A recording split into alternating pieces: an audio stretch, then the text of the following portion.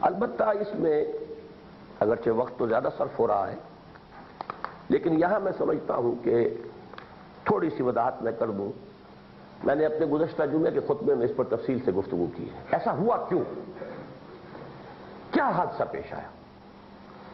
در حقیقت یہ حادثہ ایک رد عمل ہے اس غیر معقول، غیر منطقی اور استبدادی مذہب کا جو کرسچینٹی کے نام سے دنیا میں چلا، لیکن حقیقت میں پالزم تھا، کرسچینٹی نہیں، اور پھر اس نے پاپائیت کی شکل اختیار کر لی۔ اس کا یہ رد عمل ہے۔ میں تفصیل سے پچھلے جمعے میں بیان کر چکا ہوں کہ حضرت مسیح علیہ السلام کا دین تو وہی تھا کہ جو تمام انبیاء کا دین ہے، دین میں تو کوئی فرق ہے ہی نہیں، شریعتوں میں کچھ فرق و تفاوت ہوتا رہا ہے، تفصیلی احکام میں، دین ایک ہے۔ آدم سے محمد تک صلی اللہ علیہ وسلم وعلیہ الصلاۃ والسلام، دین میں کوئی فرق نہیں، دین ایک ہی ہے۔ حضرت مسیح کا دین بھی وہی تھا، وہی تعلیمات دے کر گئے۔ شریعت انجیل میں تھی نہیں، اس لیے کہ شریعت ابھی حضرت موسیٰ علیہ السلام والی شریعت ہی ابھی چل رہی تھی۔ چنانچہ اس وقت بھی gospel of the Lord according to Saint Matthew, متی کی انجیل میں جو بہت ہی اہم واعظ ہے، تاریخ میں سمجھتا ہوں کہ دنیا کے پوری مواعظ کی تاریخ میں اس سے اونچا واعظ نہیں ممکن، میرا اپنا اندازہ یہ ہے۔ سرمن آف دی ماؤنٹ، پہاڑی کا واعظ، اس میں یہ الفاظ موجود ہیں، don't think I have come to destroy law, میں شریعت کو ختم کرنے نہیں آیا ہوں۔ لیکن اب آئرنی آف فیٹ کہیں، یہ دنیا کے اندر ہوتا رہا ہے۔ عجیب بات ہے کہ وہ انجیل پڑھی جا رہی ہے، آج بھی گاسپل ہے، لیکن پال نے شریعت کو ساقط کیا، توحید کو تثلیث سے بدلا، انکارنیشن کا عقیدہ، پھر یہ کہ کفارے کا عقیدہ۔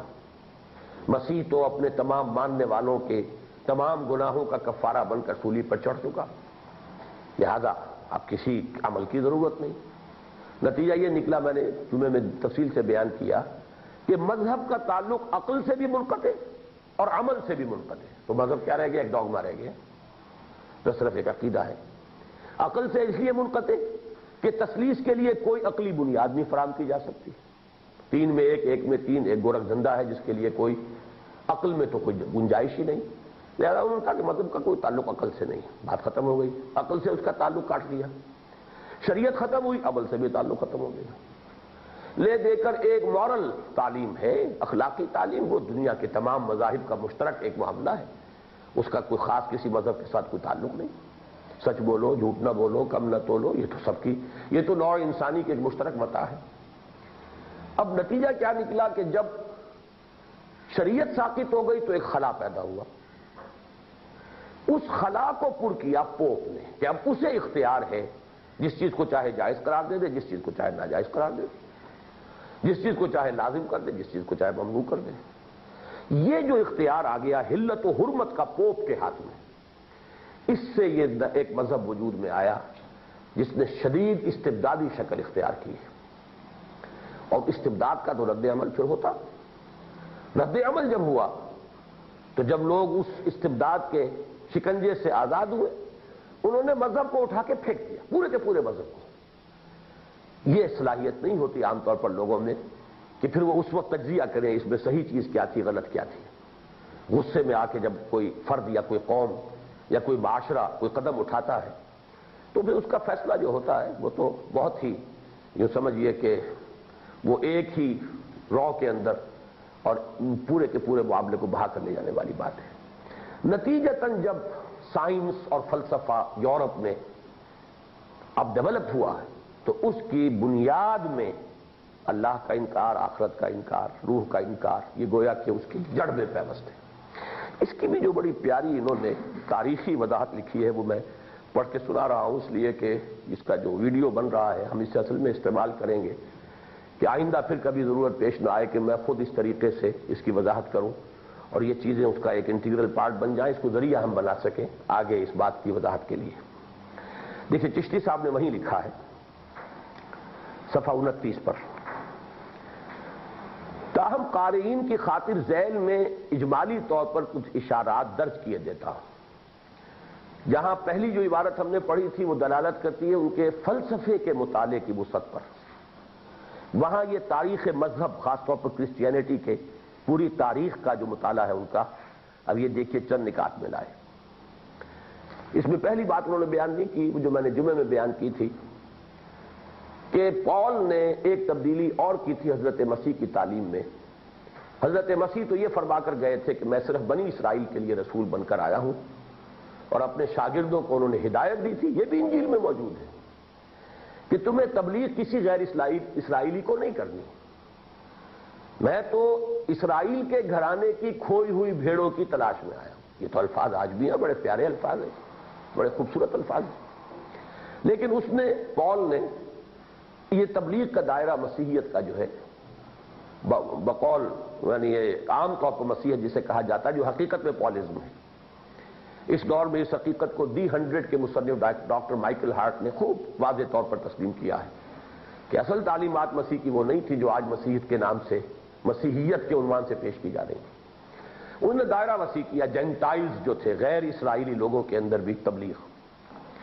تو ابتدا میں تو رومی شہنشاہیت کا دور تھا وہ، اور وہ تھے بت پرست، شدید قسم کے بت پرست۔ انہوں نے بہت مظالم کیے ہیں حضرت مسیح علیہ السلام پر جو ایمان لائے، اور بہت عرصے تک جہاں پال کے ماننے والے چلتے رہے وہاں حضرت مسیح کی صحیح تعلیمات کے پیروکار بھی باقی رہے۔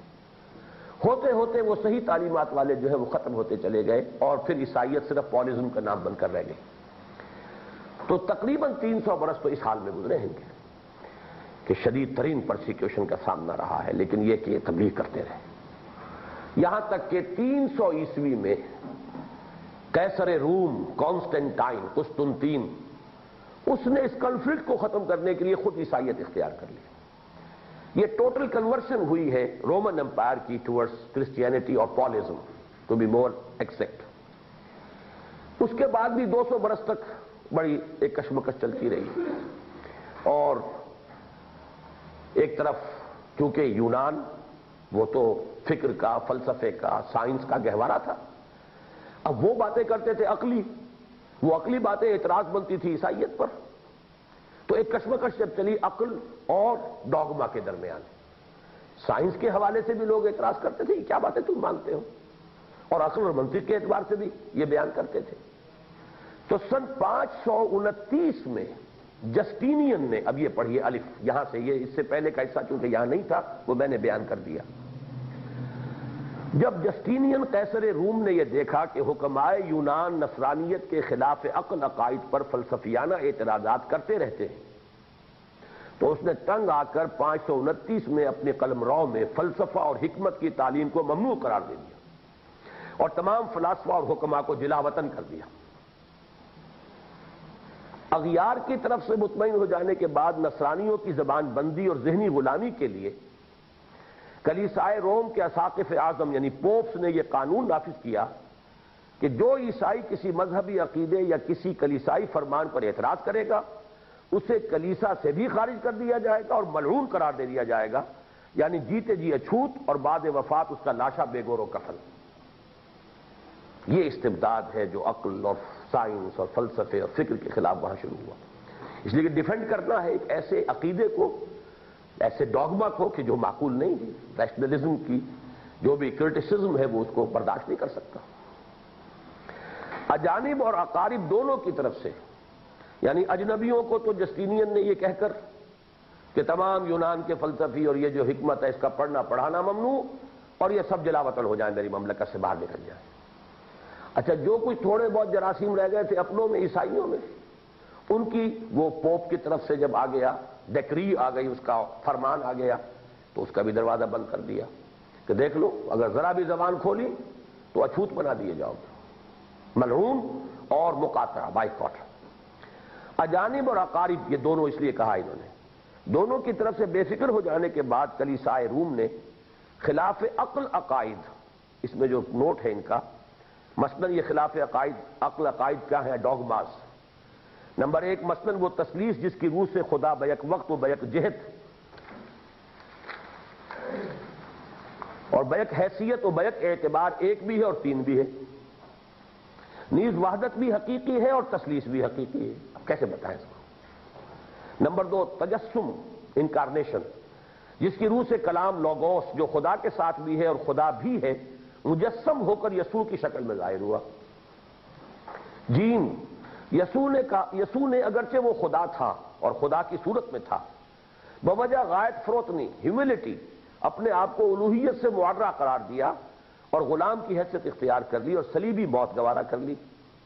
دال، یسوع مسیح نے مصلوب ہو کر قیامت تک پیدا ہونے والے انسانوں کے پیدائشی گناہوں کا کفارہ ادا کر دیا۔ یہ ہے وہ 4 ان کے ڈاگماز جن کو چشتی صاحب نے کہا ہے کہ خلاف عقل عقائد کے ساتھ حسب ذیل احکام واجب الاذعان بھی نافذ کر دیے۔ وہ تو 4 عقیدے ہیں، ان کا ماننا لازمی، and over and above those 4 یہ کمانڈمنٹس ہیں، 4 ڈیکریز ہیں۔ نمبر 1، معیار حق و باطل بائبل نہیں بلکہ کلیسا ہے، اور کلیسا سے مراد ہے پوپ اور اس کے ماتحت مذہبی پیشواؤں کی حمایت۔ نمبر 2، ہر پوپ معصوم عن الخطا اور مطاع ہے، معصوم ہے وہ، he cannot err، یعنی انفیلیبلٹی۔ اگر آپ ذرا سا بھی بیدار مغزی کے ساتھ میری بات یہ سن رہے ہو اور اس وقت مطالعہ کر رہے ہو تو آپ کا ذہن لازماً منتقل ہوا ہوگا، یہی ہے شیعیت اور اس کا امامت معصومہ کا تصور، جو اگرچہ اس وقت